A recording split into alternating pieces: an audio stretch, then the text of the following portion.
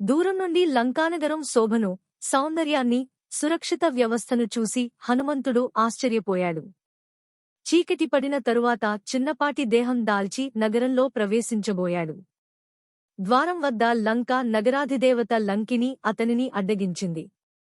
హనుమంతుడు ఆమెను దండించాడు. అతడు కారణజన్ముడని, బ్రహ్మ చెప్పిన విధంగా లంకకు కీడు వాటిల్లనుందని లంకిని గ్రహించింది. ద్వారం గుండా కాకుండా ప్రాకారాన్ని లంఘించి, ఎడమ కాలు ముందుంచి, హనుమంతుడు మయుని అపూర్వ సృష్టియైన లంకలో ప్రవేశించి సీతను వెతుకసాగాడు.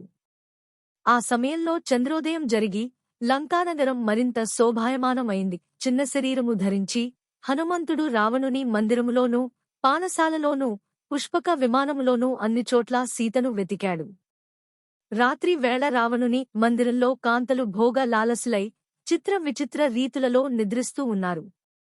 ఆ దృశ్యాలను చూచి కలవరపడిన హనుమంతుడు, తాను రామ కార్యాచరణ నిమిత్తం ఏ విధమైన వికారాలకు లోనుగాకుండా సీతాన్వేషణ చేస్తున్నందున తనకు దోషం అంటదని, తన బ్రహ్మచర్య దీక్షకు భంగం వాటిల్లదని సమాధానపడ్డాడు. పుష్పక నిమానం అందాన్ని, రావణుని ఐశ్వర్యాన్ని చూసి అబ్బురపడ్డాడు. నిద్రించుచున్న స్త్రీలలో మండోదరిని చూచి సీత అని భ్రమించాడు. మరల తప్పు తెలుసుకుని అన్వేషణ కొనసాగించాడు. సీతమ్మ జాడ కానక చింతించాడు. ఏమి చేయాలో తోచలేదు. ఊరకే వెనుకకు మరలి అందరినీ నిరాశపరచడానికి ఇష్టం లేదు.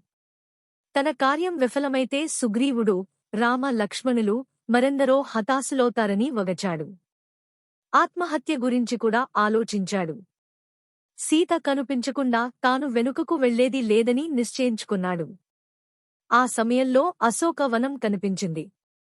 నమోస్తు రామాయ సలక్ష్మణాయ దేవ్యై చ తస్యై జనకాత్మజాయై నమోస్తు రుద్రేంద్ర యమానిలేభ్యో నమోస్తు చంద్రార్క మరుగ్గణేభ్యః అని ప్రార్థించాడు.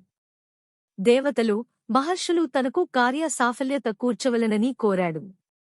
బ్రహ్మ, అగ్ని, వాయుదేవుడు, ఇంద్రుడు, వరుణుడు, సూర్యచంద్రులు, అశ్వినీ దేవతలు, మరుత్తులు, శివుడు, సకల భూతములు, శ్రీమహావిష్ణువు తనకు కార్యసిద్ధి కలిగించవలెనని ప్రార్థించి సీతాన్వేషణకే అశోకవనంలో అడుగుపెట్టాడు.